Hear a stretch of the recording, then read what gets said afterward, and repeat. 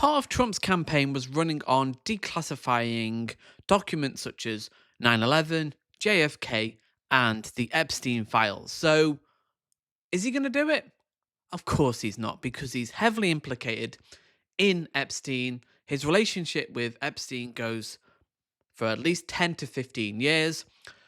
Let's look into why Trump will never release the Epstein Files. Let's get straight into it. Donald Trump, and take it with a grain of salt, has promised full transparency when it comes to most of the big conspiracy theories of the past 60 years, something he campaigned on in the lead up to the election. The issue led to an absolutely Hall of Fame interview clip. Would you declassify the 9/11 files? Yeah. Would you declassify JFK files? Yeah.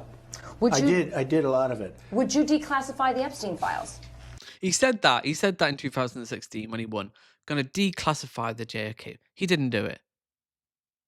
And then he said it again recently. Has it come out? Don't trust anything this man says. Yeah, I would. All right. I guess I would. That delay. Like, yeah, straight. And then he has to think, why is that? Why the little pause there? I think that less so because, you don't know. You don't want to affect people's lives if it's phony stuff in there, because there's a lot of phony stuff with that whole world. Yeah, I don't know. Oh, it says so much. There's a lot of phony stuff out there. Why would he say that? Well, we know why. If you follow this case, there's a famous case from 1994. Jane Doe, her name obviously has been concealed. She was a 13-year-old girl, 1994. The summer in New York at Epstein's apartment. Donald Trump, allegedly, this has not been proven, this has not come to court, sexually assaulted, raped this young girl and threatened her and her family. If she says anything, she's going to be killed. And then years go by. Donald Trump runs for president in 2015, wins in 2016. And a couple of days before the November vote, Jane Doe, she had a visible witness there, Tiffany Doe, was going to do a press conference in LA revealing her identity. But they cancelled, her and her lawyer cancelled due to death threats. And also the fact that the media were culpable in this. They weren't actually covering this. They weren't actually taking this serious. That's why Donald Trump doesn't want to release the Epstein Files. That's why Donald Trump will never release the Epstein Files, because he is culpable in at least one case that we know of. He's also had 26 sexual assault accusations against him. We have the famous grab him by the pussy statement. Numerous occasions of him touching, kissing, unwanted physical touch with women, walking in on teenage girls in dressing rooms. This is why Donald Trump will never release the Epstein Files. And his body language says so much there. Says so much, the way he was like, phony. No, you're the only phony here is you, Donald. About Epstein so much as I do the others. Yep, Epstein. Again, why is that, Donald? We know you were close friends for 15 years, at least. Why? Sure about that? Maybe not Epstein. I wonder why Donald Trump wouldn't want the Epstein Files being made public. I mean, here he is in 1992 dancing and leering at women with his buddy Jeffrey Epstein at Mar-a-Lago. In 2002, Donald Trump said Jeffrey Epstein is, and I quote him here, a terrific guy. It is even said he likes beautiful women as much as I do, and many of them are on the younger side. It's just hiding in plain sight at this point. It's just like Jimmy Savile, in a way. Like, just actually look at who Donald Trump is. Look at who he is. Look at his actions, not what he says. He talks a big game. Look at his actions. Who he associates with. You can get a lot of sense. You can get a good sense of the man in terms of who he associates with. Jeffrey Epstein. Epstein Files be released. Bondi then went on an apology tour to Fox News, beautiful women as much as I do, and many of them are on the younger side. I wonder why Donald Trump wouldn't want the Epstein Files to be made public. Thing is, many members of Trump's base do. The Republican House Oversight Committee sent multiple letters to Attorney General Pam Bondi demanding the Epstein Files be released. Bondi then went on an apology tour to Fox News, promising the documents would be released imminently. Today, the White House made a big show of handing a bunch of conservative influencers binders labeled the Epstein Files, Phase 1. But the whole stunt was a bust. It's pathetic. It just shows you it's just a virtue signal. They know who Trump is. They know more than anybody who Trump is, what he represents, and the kind of man he is. So they're kind of this meaningless virtue signal of like, yes, we're going to release these files, even though our man is implicated. It's truly sickening. These are sick people. They are deeply sick people. What's interesting is we're all waiting for bombshells, we're all waiting for juicy stuff, and that's not what's in this binder. That's not what's in this binder at all. It is the biggest disappointment I think that you'll find. I encourage you to do your own homework on this. It's mostly procedural jargon, Glenn, heavily redacted. Congresswoman Anna Paulina Luna, the Florida Republican leading this charge, said of the binders, all caps, "This is not what we or the American people asked for, and a complete disappointment." And the Republican-controlled House Judiciary Committee made a post claiming to link to the Epstein Files that actually directed folks to the music video for Rick Astley's Never Gonna Give You Up. Sarah Fitzpatrick is a senior.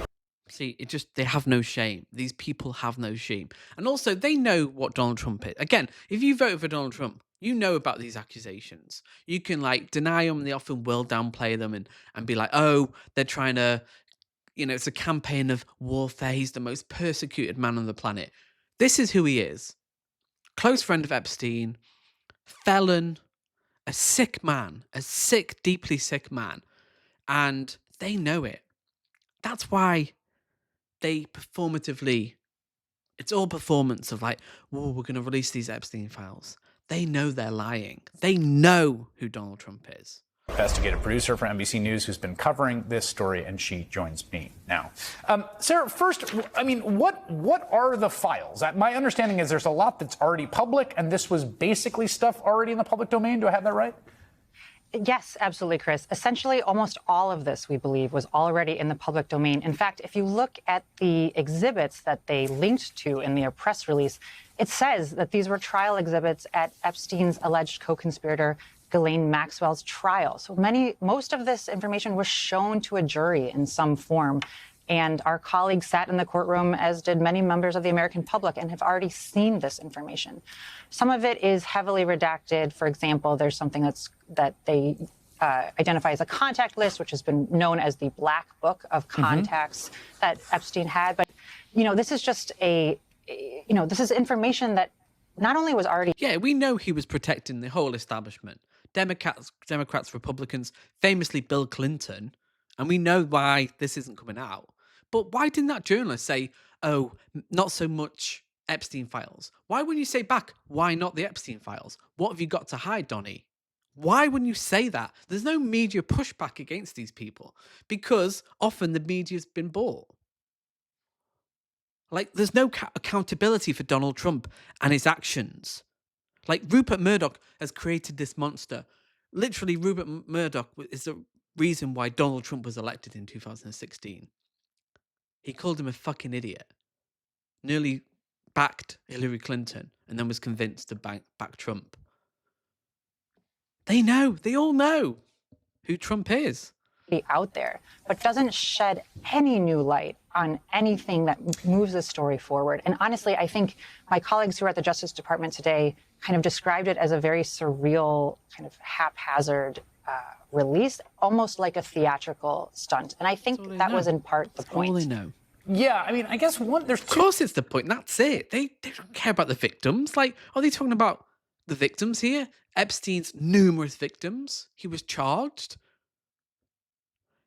They don't care. They never care about the victims. It's always using it as a wedge issue. Now, we want to know the truth about the people in power doing it. No. You can't know the truth. That's why QAnon was such like a preemptive narrative kind of inversion of Donald Trump and Epstein. They have to project it outwards. Every accusation from them is an admission of guilt. Donald Trump does it constantly. He calls people criminals, liars. He's the criminal and liar. And people eat it up. People believe what Trump says, which is insane if you think about it. If you actually look and research into who Donald Trump is, it drives me insane. It really does drive me insane. There's a substantive question here, which is, this has become a kind of MacGuffin, a sort of plot device for a certain part of the conspiratorial right, that there is some bombshell list of names that they, whoever they is, don't want you to... Conspiracies are always a kind of distraction and kind of create a way not to deal with the problems. They don't want to deal with rape, child sex trafficking, pedophilia. They never want to solve this. They want to put the funding into the institution, the police, the medical institutions to deal with these people. They just want to use it as an issue. But when it comes back to them and go, oh no, but what about Donald Trump's relationship with Epstein? So, oh no, shh. No, we can't release the Epstein files. Why? Look over there, and then they run away. No, that will expose the, pedo sex trafficking globalist or whatever your bad guy of choice is. It's not clear to me that anything like that exists, like that there's a thing being hidden that's not being released. Chris, I've been on this story for over 7 years. I've interviewed, at this point, I think over 100 people who were involved in this investigation, who worked for Jeffrey Epstein, who were close to Jeffrey Epstein. And what I can tell you is that I think that this story in some ways has taken on a life of its own. This has been thoroughly litigated in courts, in civil litigation, in private settlement discussions. And yes, there is a huge volume of information that has not been released to the public. For example, the 302s of when the FBI interviewed victims. Those are generally not released to the public. And so there is information that is out there. But whether or not, as you say, it contains these bombshells, you have to remember that under many, many different presidencies, jurisdictions, we've had the Southern District of New York, who had multiple ongoing investigations, even after Epstein and Ghislaine Maxwell's trials, into alleged co-conspirators, into Prince Andrew, into other people that were around him. And those ultimately did not come to trial. So I think, yes, there is this view. And I think it's also really important, today. Why was it today? This information is in some cases decades old. The DOJ has had access to this information for a very long time. And no one today that I talked to could give me a clear reason about why this happened today, with the exception of one very senior Department of Justice official who said that they perceived the purpose and the timing of this as a distraction from other matters. And I think that is a very, very telling statement. Yeah, flood the zone. Classic flood the zone. Distract from what they're doing with Doge, the tax cuts, how they're screwing over the American public. Oh, give you a little bone here, like, oh, we're going to release these Epstein files. We're not, because Trump is implicated. That's all they do. It's constant distraction away from the real issues. And that's what the culture war is, essentially. But they know, again, it's so obvious when you look at it. But for the MAGA supporters, like, no.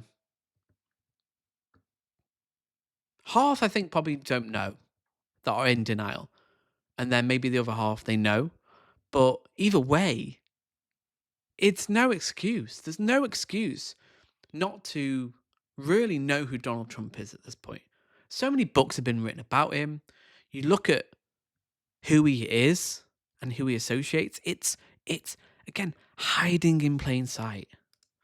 Yeah, we don't know what those other matters are, though, do we? We don't know precisely, but I think, as you've reported on your show, there are so many things happening across the Justice Department at every level that are extremely concerning to the staff there, as well as outside observers. And so I think this effort, is an indication of an effort to not have us answering those substantive questions. I should note that one of the lawyers for one of the victims, Spencer Cooven, says, I don't think there's anything new out there. This is a news story. It's a publicity stunt. He's worked on the case since 2005, representing 9 victims, including victim number 1. The only reason I can think of them to do this is to release certain names that will embarrass the Democrats. Cooven said, of course, there were all kinds of names. They're the same names that we've seen multiple times. Sarah Fitzpatrick, excellent reporting. Thank you so much for.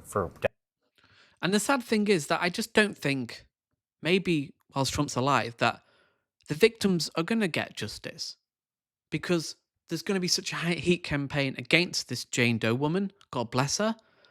Like, when will it come out? When will people wake up to the truth of who Donald Trump is? Because they will, inevitably. It may take 10 years. It may take longer. But I do have genuine hope that people realize, actually, yeah, like they do, like we did with Boris Johnson in the UK, like we do with so many politicians, people will wake up. But comment below, will people wake up? And if they do, will they actually accept that they were wrong? I don't think they will, but that remains to be seen. Hit the like button and I'll see you next time.